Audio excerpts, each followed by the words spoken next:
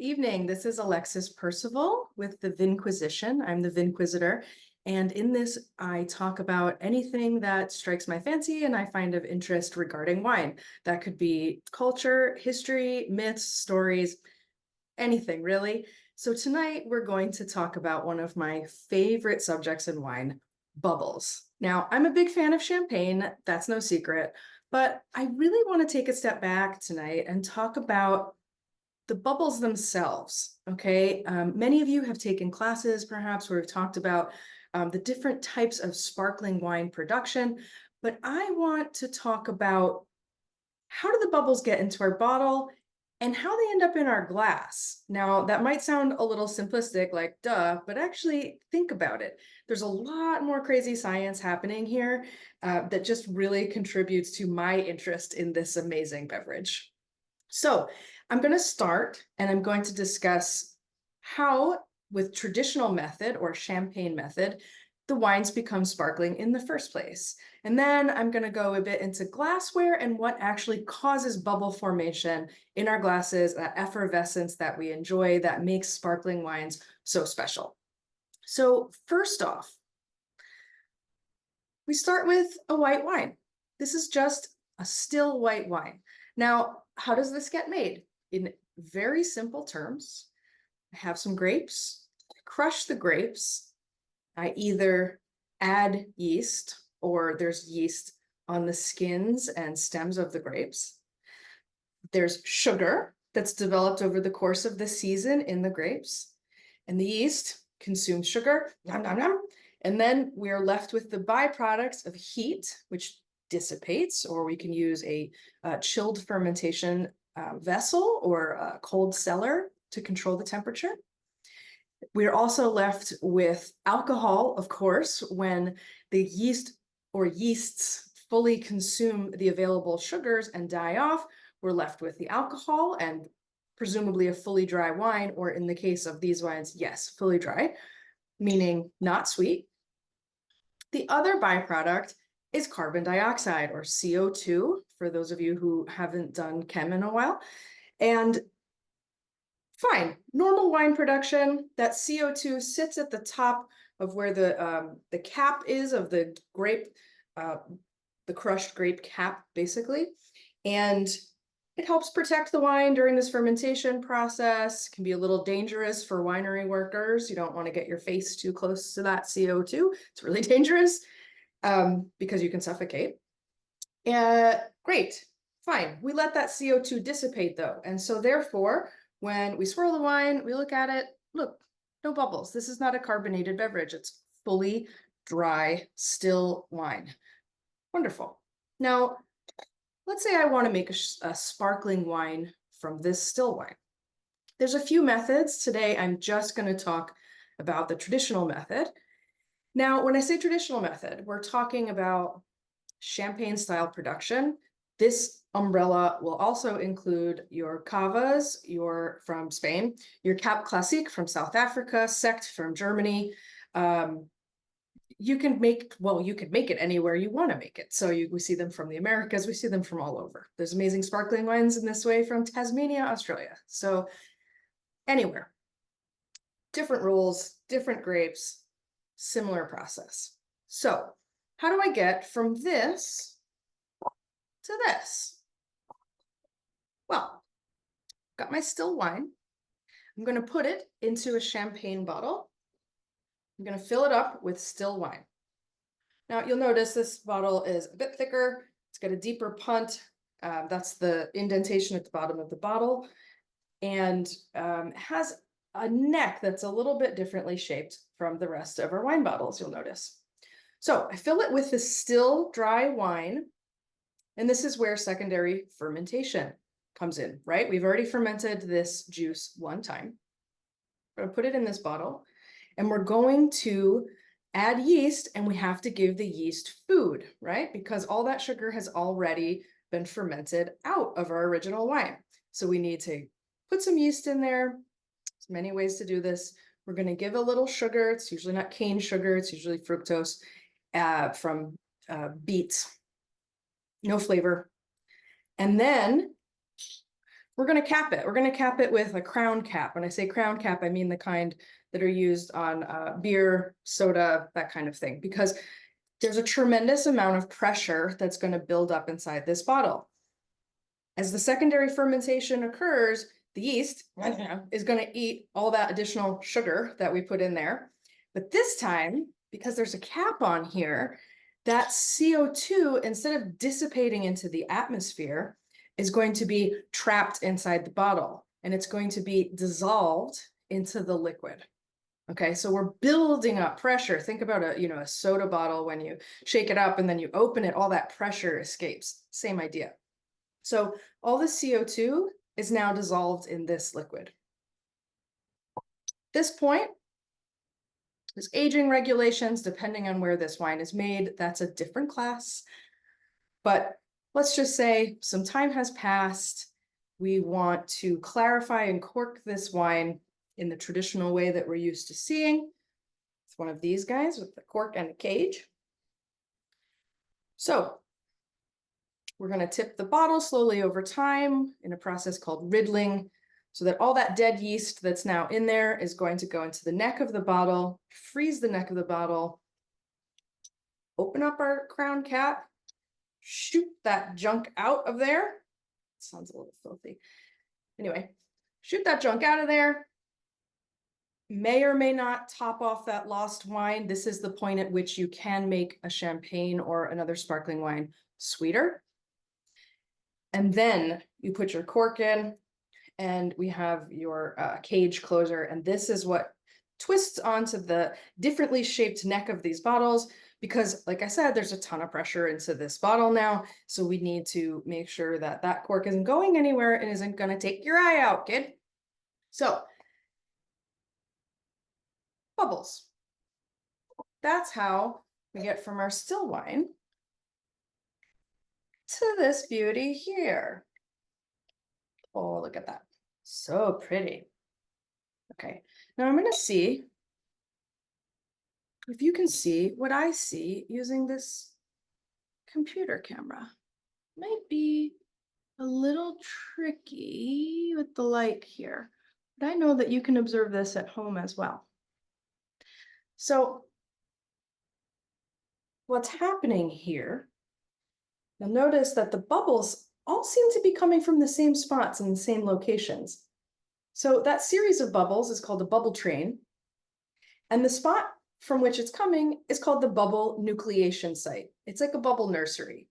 And the way that this forms is by, some people think it's because of an imperfection in the glass or the vessel that you've put it in. But actually, it's because there's fibers and other dirt and things like that in the glass, and very small particles. And those particles have tiny gas pockets. And those gas pockets will grow by bonding with the CO2 that's dissolved in our liquid here. And when the buoyancy becomes so great that the air bubble is lighter than the liquid, it's going to rise to the surface. Now, 80% of the dissolved carbon dioxide is going to leave simply through the surface. And by that, I mean not from the bubbles, but I mean just directly from surface to air. It's going to dissipate. Only 20% is actually going to go flat over time because of the bubbles that are coming up. So fascinating, so beautiful. And we're going to have a little Mr. Wizard moment while I take an aside, because I want to talk about glassware for these sparkling wines. So, okay, we're going to do a brief segment on glassware and how it pertains to bubbles. So we're all familiar with the champagne goblet, or very festive, very Gatsby-esque. It was popular, particularly in France, from the 1700s to the 1970s. Now I'd say we see them far more in usage for cocktails. It's a great looking glass. It also has a great history. It's said to be modeled upon the breasts of Madame de Pompadour, who was the mistress of Louis XV, who is said to be a big fan of champagne and said it had restorative effects after a night of revelry. It was also said to possibly be modeled on a porcelain cast of Marie Antoinette's breasts, However, I think there's an anti-gravity situation going on if that's the case. But the other far less interesting theory is that it was created by some dudes in England specifically for drinking champagne. But that's a really boring story. I like the boobs theory better. So we're going to go with that one. Now, the cons here when you're drinking champagne out of this style glass is that, first of all, you can't really see the bubbles, and there is a visual pleasure towards looking at, our bubble train. And it's so shallow that you really don't get to enjoy that process nearly as much. It's also going to go flatter faster because we have an increase in surface area, and that increases the gas discharge. So they look great, but I think just stick with cocktails in these guys. I don't think they're ideal for champagne. Also, you get your grubby little paws on them, and then they get yucky, and they also get warm. So we have warm, flat champagne. Not great. The next and probably most famous glass is the flute. Think of New Year's Eve, we think of weddings, it's for a celebration. The pros of a flute are that it is long and narrow, and so we can enjoy the bubble train. We can watch it swirling up the glass in a spiral. Very pretty. We also have very concentrated flavors. I could barely get my snoot in there. So you're going to have all the aromas concentrated. So as the bubbles burst, they carry those molecules to your nose, and you do get that fizzy feeling. Very pleasurable. It also stays colder, and it will keep its bubbles because we have much less surface area. However, there's not nearly enough room to enjoy the nose properly to its full extent for a complex sparkling wine. So I actually prefer these for more fresh sparkling wines, like think Prosecco or think youthful Cremants. Just the style that it's cheerful, it's fun, it smells nice, and I get all the pleasure of a sparkling wine. But for something more complex, you really want to be able to enjoy them more as a regular still wine. And for that, we're going to move to an AP glass. Now, restaurant lingo, AP glass means all purpose. I prefer to think of them as Alexis Percival. It's totally a missed opportunity. Anyway, AP glass is not an official name of a particular size. It's what any restaurant, caterer, whomever in a business decides to call their all-purpose glass. It's usually of a white wine type size. It's not going to be like your big Bordeaux bowl or your Burgundy bowl. It's just a little workhorse glass, which frankly is what I prefer myself. Now, in this case, we have all of those pros. We can see our gorgeous bubbles. We can feel them. We're going to keep our glass nice and clean. We have an easy stem here. It's going to stay nice and cold. However, look at all this surface area for me to stick my face in. So I can really swirl. I can really enjoy the wine and really take in the complexities of it. And lastly, people often ask about the size of bubbles and whether they're an indicator of quality.